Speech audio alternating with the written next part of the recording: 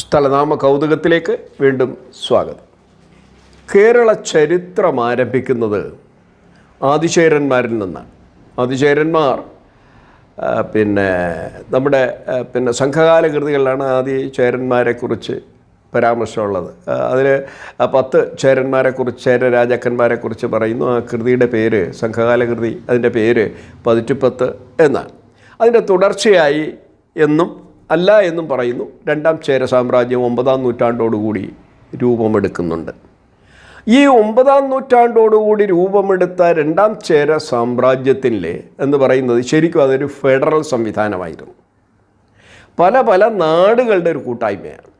പല പല നാടുകളിൽ പല പല നാടുകൾ ഭരിച്ചിരുന്ന രാജാക്കന്മാരിൽ ഉന്നതൻ എന്നുള്ള നിലയ്ക്ക് അന്ന് കേരളത്തിലെ 2ാം ചേര സാമ്രാജ്യത്തിലെ രാജാക്കന്മാരറിയപ്പെടുന്ന പെരുമാൾമാരെന്നാണ്, പെരുമാക്കന്മാർ എന്നാണ്.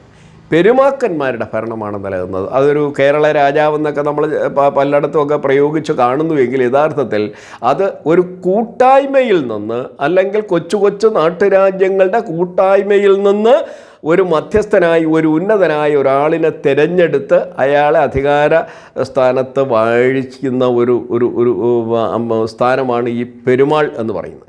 അങ്ങനെ ബാക്കിയുള്ള ആളുകളിൽ പെരുമയുള്ളയാൾ, ഉന്നതൻ എന്നുള്ള അർത്ഥത്തിൽ പെരുമാക്കന്മാരുടെ ഭരണമാണ് നടന്നത്.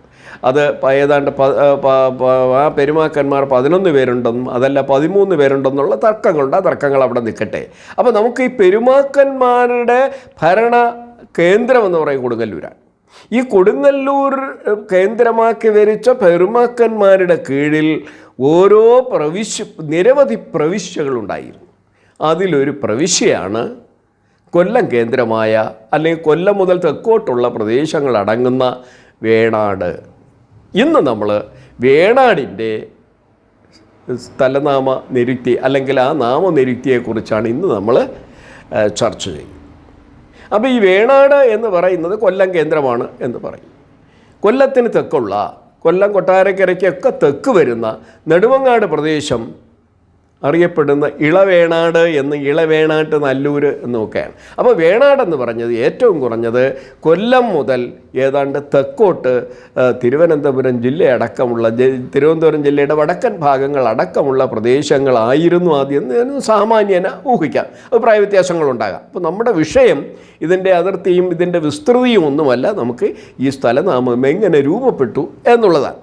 അപ്പോൾ ഇതിനെക്കുറിച്ച് ഒരു നിരുക്തി തമിഴ് ചരിത്രകാരന്മാർ മുമ്പോട്ട് വയ്ക്കുന്നത്, ആദ്യകാല ചേരന്മാർ, സംഘകാലത്തെ ചേരന്മാർ, കൊടുങ്ങല്ലൂർ കേന്ദ്രമാക്കി വാണിരുന്ന ആദ്യത്തെ ചേരന്മാർ, പതിറ്റുപ്പത്തിൽ പറയുന്ന 10 ചേര രാജാക്കന്മാർ സ്വീകരിച്ചിരുന്ന ഒരു സ്ഥാനപ്പേരാണ് വാനവരമ്പൻ. അതായത് ആകാശത്തെ അതിരാക്കിയവൻ എന്നുള്ള അർത്ഥത്തിൽ അതൊരു അതിശയോക്തി പ്രയോഗമാണ്. വാനവരമ്പൻ.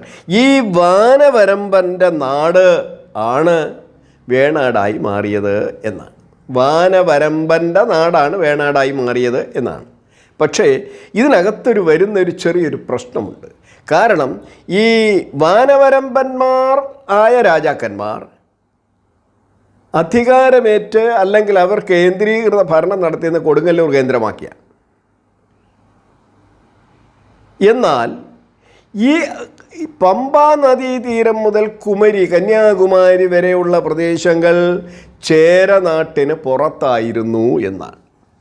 1ാം നൂറ്റാണ്ടിൽ പ്ലീനി രണ്ടാമൻ തയ്യാറാക്കിയ ഭൂപടത്തിൽ ബാരിസ് മുതൽ കുമരി വരെ എന്ന് പറഞ്ഞാൽ പമ്പ മുതൽ കന്യാകുമാരി വരെയുള്ള പ്രദേശങ്ങൾ ആ രാജ്യത്തിൽ പെട്ടിരുന്നു എന്നാണ്. എന്ന് പറഞ്ഞാൽ അത് ചേര രാജ്യത്തിൻ്റെ ഭാഗമായിരുന്നില്ല എന്നാണ്. അതുകൊണ്ട് തന്നെ വാനവരമ്പൻ എന്നുള്ള പേര് 1ാം ചേര രാജാക്കന്മാർ സ്വീകരിച്ചാലും ഇല്ലെങ്കിലും ശരി, അത് വാനവരമ്പൻ്റെ നാട് എന്നുള്ള അർത്ഥത്തിലല്ല വേണാട് രൂപപ്പെട്ടത് എന്ന് പിൽക്കാല ചരിത്രകാരന്മാർ തെളിയിച്ചിട്ടുണ്ട്.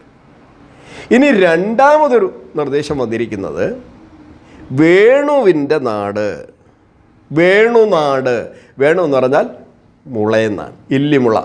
അതെ, നമ്മൾ വേണുനാദം എന്നൊക്കെ നമ്മൾ പറയല്ലോ, ഓടക്കുഴൽ ശബ്ദത്തിന് വേണുനാദം എന്നൊക്കെ നമ്മൾ പറയാറുണ്ട്. അപ്പോൾ വേണുവിൻ്റെ നാട്, ഇല്ലിമുളയുടെ നാട് എന്നുള്ള അർത്ഥത്തിലാണ് വേണുനാടാണ് പിന്നെ വേണാടായി മാറിയത്. പക്ഷേ ഇവിടെ വരുന്നൊരു പ്രശ്നം, ഇല്ലിമുളയുടെ അതിശക്തമായ കേന്ദ്രമെന്ന് പറയുന്നത് തൃശ്ശൂർ മുതൽ വടക്കോട്ടാണ്. ഏറ്റവും കൂടുതൽ ഇല്ലിമുള കിട്ടുന്ന പ്രദേശം അതാണ്. അവിടെയെങ്കും തന്നെ വേണാടില്ല. തൃശ്ശൂർ മുതൽ വടക്കോട്ടെങ്ങും വേണാടില്ല. അവിടെയാണ് ആ പേര് വരേണ്ടത്. പക്ഷേ അവിടെയെങ്ങും വേണു ഇല്ല. വേണുനാട് അല്ലെങ്കിൽ വേണാട് എന്നുള്ള പേര് ഇല്ല. വേണുവുമായി തുടങ്ങുന്ന പേരൊന്നുമില്ല. അത് മാത്രമല്ല, പിന്നെ വരുന്നൊരു പ്രശ്നം, ഈ വേണു എന്ന പദം സംസ്കൃതമാണ്. ഈ സംസ്കൃത ഭാഷയും അതിൻ്റെ പദങ്ങളുമൊക്കെ നമുക്ക് മലയാളത്തിലേക്ക് കടന്നു വരുന്നത് 7, 8, 9 നൂറ്റാണ്ടുകളിലാണ്. പ്രത്യേകിച്ച് 8, 9 നൂറ്റാണ്ടുകളിലാണ്. എന്നാൽ വേണാട് എന്ന പദപ്രയോഗം 4-ാം നൂറ്റാണ്ടിൽ മുതൽ കാണാം. കാര്യം 4-ാം നൂറ്റാണ്ടിലെ പൊന്നമരാവതി ലിഖിതത്തിൽ, പൊന്നമരാവതി ലിഖിതം എന്ന് പറഞ്ഞാൽ മദ്രാസിലെയാണ്, പൊന്നമരാവതി ലിഖിതത്തിൽ വേണാട് എന്ന പരാമർശം കാണാം. അപ്പോൾ എന്ന് പറഞ്ഞാൽ സംസ്കൃത പക്ഷപാതികളും സംസ്കൃത ഭാഷയുമൊക്കെ കേരളത്തിലെത്തുന്നതിന് മുമ്പ് തന്നെ മദിരാശിയിലെ പൊന്നമരാവതി ക്ഷേത്രത്തിൽ വേണാടിനെ കുറിച്ചുള്ള പരാമർശമുണ്ട്. അപ്പോൾ സംസ്കൃത പക്ഷപാതികൾ അല്ലെങ്കിൽ സംസ്കൃത ഭാഷയിൽ നിന്ന് അഥവാ വേണുവിൽ നിന്നല്ല വേണാടുണ്ടായത് എന്ന് വ്യക്തം. ഇനി നമുക്ക് പരിശോധിക്കേണ്ടത് സംഘകാല കൃതികളുമായി ബന്ധപ്പെട്ട. അതിനകത്ത് പണ്ട് ഞാൻ പറഞ്ഞതാണ്, 5 ഭൂമിയെ 5ആയി തിരിച്ചിരിക്കുന്നു. അതിൽ ഒന്ന് നമ്മുടെ കുന്നിൻ പ്രദേശങ്ങൾ മുഴുവൻ കുറം എന്നറിയപ്പെട്ടിരുന്നു. അവിടുത്തെ കുറവ സമുദായമാണ്, അതിൻ്റെ കുറവ സമൂഹമാണ് അവിടെ ജീവിച്ചിരുന്നത്. രണ്ടാമത്തെ പാല പ്രദേശമാണ്, അവിടെ മറവർ സമൂഹമായിരുന്നു ജീവിച്ചിരുന്നത്. മൂന്നാമത്തേത് കാടും കാട്ടോരങ്ങളുമാണ്, അവിടെ ആയന്മാരെന്ന് പറയുന്ന പശുപാലകർ ജീവിച്ചിരുന്നു. അതുപോലെ തന്നെ നാലാമത്തേത് നമ്മുടെ ഈ തീരപ്രദേശങ്ങളിൽ കായലോരത്തും കടലോരത്തും ജീവിച്ചിരുന്നവരാണ്, അവരെ പരതവർ അഥവാ പരവർ എന്ന് പറഞ്ഞിരുന്നു. അഞ്ചാമത് നീർവാർച്ച പ്രദേശങ്ങളിൽ ജീവിച്ചിരുന്ന ആളുകളെ വേളീറുകൾ എന്നും വേളാളർ എന്നും പറഞ്ഞിരുന്നു. നീർവാർച്ച പ്രദേശത്തിൻ്റെ ഒരു പൊതുപേരാണ് വേൾ. ഈ വേൾ എന്നുള്ള അർത്ഥം ഒരുതരം മത്സ്യത്തിനും അതുപോലെ തന്നെയാണ് അവിടുത്തെ ഇടപ്രഭുക്കന്മാർക്കും ഈ ഭൂമിയുടെ ഉടമസ്ഥന്മാർക്കും വേൾപ്രദേശങ്ങളുടെ ഉടമസ്ഥന്മാർക്കും വേളെന്ന പ്രയോഗം നിലവിലിരുന്നു. അപ്പോൾ ഇതിൽ 2 അർത്ഥത്തിൽ നമുക്ക് വേണാട് രൂപപ്പെട്ടു എന്ന് പറയാം. ഒന്നുകിൽ വേൾ പ്രഭുക്കന്മാരുടെ ഭൂസ്വാമിമാരുടെ സ്ഥലം എന്നുള്ള നിലയിൽ വേൾനാട് രൂപപ്പെട്ടതാവാം. അതല്ലെങ്കിൽ അത് നിരവധി നദികൾ നമുക്കുണ്ട്. ഇത്തിക്കരയാറുണ്ട്, കല്ലടയാറുണ്ട്, കരമനയാറുണ്ട്, വാമനപുരം നദിയുണ്ട്, മാമമ്പുഴ, അങ്ങനെ നിരവധി പുഴകൾ കുറുകയും നെടുകയും ഒഴുകുന്നൊരു പ്രദേശമാണ് ഏതാണ്ട് നമ്മൾ കൊല്ലം, തിരുവനന്തപുരം ജില്ലകൾ. അപ്പോൾ ഈ നെടുകയും കുറുകയും നിരവധി നദികൾ ഒഴുകുന്നത് കൊണ്ട് തന്നെ നീർവാർച്ച പ്രദേശങ്ങളും കൂടുതലാണ്. അതുകൊണ്ട് തന്നെ നീർവാർച്ച പ്രദേശങ്ങളുടെ നാട് എന്നുള്ള അർത്ഥത്തിലും വേൾനാട് രൂപപ്പെടാം. ആ വേൾനാട് വേണാടായി മാറിയതാവാം. അപ്പോൾ 2 സാധ്യതകളെ നമുക്ക് പരിഗണിക്കാനുള്ളൂ. ഒന്നുകിൽ വേളിൻ്റെ പ്രഭുക്കന്മാരുടെ നാട് എന്നുള്ള നിലയ്ക്ക് വേൾപ്രഭുക്കന്മാർ, വേളുകളുടെ നാട് എന്നുള്ള അർത്ഥത്തിൽ വരാം. അല്ലെങ്കിൽ വേൾ പ്രദേശങ്ങളുടെ നാട് എന്നുള്ള നിലയ്ക്ക് അഥവാ നീർവാർച്ച പ്രദേശങ്ങൾ ധാരാളമുള്ള സ്ഥലം എന്നുള്ള പേരിൽ രൂപപ്പെട്ടതും ആകാം. ഈ 2 അർത്ഥത്തിലുമാണ് വേണാട് രൂപപ്പെട്ടത് എന്നാണ് ആധുനിക ശാസ്ത്ര ചരിത്രകാരന്മാരുടെ അഭിപ്രായം. അതിനോട് നമുക്ക് യോജിക്കാനാണ് യുക്തി നമ്മൾ പ്രേരിപ്പിക്കുന്നത്. ഇനി വേറെന്നുള്ളത്, ഈ വേണാട് ഇവിടെ മാത്രമേ ഉള്ളൂ എന്നുള്ളതാണ്. കൊല്ലം കേന്ദ്രീകരിച്ചുള്ള സ്ഥലത്തിന് മാത്രമേ വേണാടുള്ളൂ അല്ല, മറ്റൊരു വേണാട് കൂടി നമുക്ക് ഇടുക്കി ജില്ലയിലുണ്ട്. അത് ഉടുമ്പൻചോല താലൂക്കിലാണ്. അത് ചിന്നക്കനാൽ പഞ്ചായത്തിലാണ്. ചിന്നക്കനാൽ പഞ്ചായത്തിൽ ഉടുമ്പൻചോല താലൂക്കിൽ ഇടുക്കി ജില്ലയിൽ ഒരു വേണാടുണ്ട്. ഒരു ചെറിയ സ്ഥലമാണ്. ഇത് രൂപപ്പെടുന്നതിൻ്റെ കാരണം ഏകദേശം നമ്മൾ ഇവിടെ നിന്ന് തിരുവിതാംകൂറിൽ നിന്നും 2ാം ലോക മഹായുദ്ധകാലത്തുണ്ടായ ക്ഷാമം പരിഹരിക്കുന്നതിന് വേണ്ടി ഗ്രോ മോർ ഫുഡ് എന്ന് പറയുന്ന സ്കീം അനുസരിച്ച് ഒഴിഞ്ഞു കിടന്ന വനപ്രദേശങ്ങൾ കൃഷി ചെയ്യാൻ വേണ്ടി അനുമതി കിട്ടിയപ്പോൾ നിരവധി ആളുകൾ ഈ തെക്കൻ കേരളത്തിൽ നിന്നും തിരുവിതാംകൂറിൽ നിന്നും നിരവധി ആളുകൾ അവിടെ ആ ഭാഗങ്ങളിലേക്ക് കുടിയേറുകയും മലയോര കർഷകരായി മാറുകയും ചെയ്ത ആളുകൾ കൊടുത്ത പേരാണ് വേണാട്.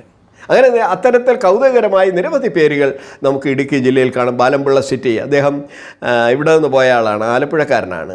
അദ്ദേഹത്തിൻ്റെ പേരിലാണ് അവിടെ ഒരു സ്ഥലം ബാലംപിള്ള സിറ്റി, തങ്കമണി തുടങ്ങിയ പേരുകൾ, വളരെ കൗതുകകരമായ പേരുകൾ നമുക്ക് ഇടുക്കിയിൽ കാണാൻ പറ്റും. അതുപോലെ പട്ടം കോളനി, പട്ടം താണുപിള്ള എന്ന് പറയുന്ന കേരള മുഖ്യമന്ത്രിയുടെ പേര് രൂപപ്പെട്ടൊരു കോളനിയാണ് പട്ടം കോളനി. അതുപോലെ പിന്നെ വേണാട്ടിൽ നിന്നും കുടിയേറിയ ജനസമൂഹം കൊടുത്തൊരു പേരാണ് ഉടുമ്പൻചോലയിലെ ചിന്നക്കനാൽ പഞ്ചായത്തിലെ വേണാടെന്ന് പറയുന്ന ചെറിയ ഒരു സ്ഥലം. അപ്പോൾ വേണാടിന് വേളുകളുടെ നാട് എന്ന് നമുക്ക് ഏകദേശം നമുക്ക് ഉറപ്പിക്കാവുന്നതാണ്. അതുപോലെ തന്നെയാണ് മലമ്പ്രദേശമായ പ്രദേശമല്ലാത്ത വേണാട് കുടിയേറ്റ കർഷകർ കൊടുത്ത പേരാണ് എന്ന് നമുക്ക് ഏകദേശം തീരുമാനിക്കാവുന്ന. നന്ദി, നമസ്കാരം.